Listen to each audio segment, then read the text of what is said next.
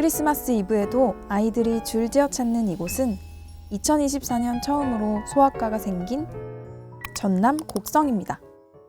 8월부터 왔거든요. 그러니까 한 4개월 정도 됐습니다. 이분은 일주일에 2번 곡성의 첫 소아과를 위해 광주에서 출장 진료를 보러 온 소아청소년과 전문의입니다. 안녕하세요. 네, 안녕하세요. 그 기분이 좋아? 제가 찾아온 거는 아니고 곡성군에서 수소문을 했는데 소아청소년과 전문의가 많지는 않으니까 다들 이제 좀 고사를 하신 것 같고 저는 그냥 뭐 할게요 하고 왔어요. 한 번만 해볼까요? 곡성에는 약 2,400명의 어린이와 청소년이 살고 있습니다. 그동안 곡성에 사는 아이들이 아프면 동네에 있는 다른 과에서 진료를 받거나 다른 지역 소아과로 가야 했습니다.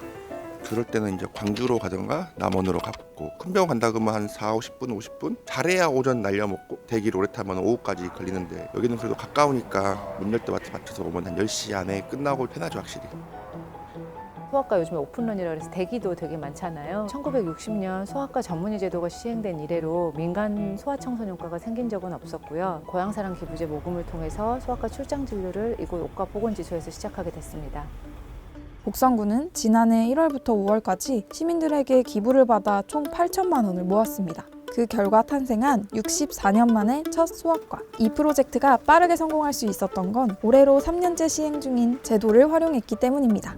고향사랑 기부제는 나의 고향이나 응원하는 지역에 기부하면 10만 원까지 100% 세액공제 혜택을 받을 수 있고 기부금의 30%를 원하는 답례품으로 받는 제도입니다. 제도를 알면 안 하면 손해입니다. 근로소득자나 일정한 소득이 있는 분들은 10만 원 정도 기부를 하면 13만 원의 혜택이 돌아오는 그런 제도거든요. 답례품은 각 지역의 제철 특산품이 대표적인데요.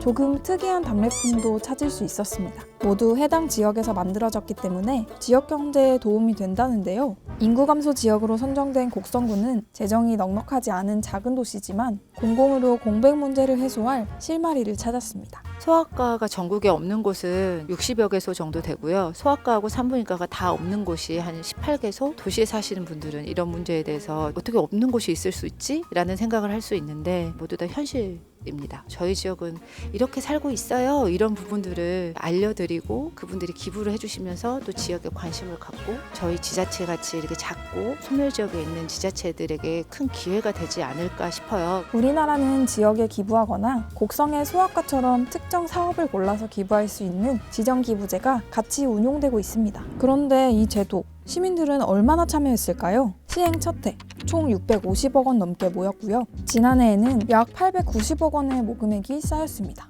비극적인 참사를 애도하며 전남 무안에 마음을 전한 시민들도 많았습니다.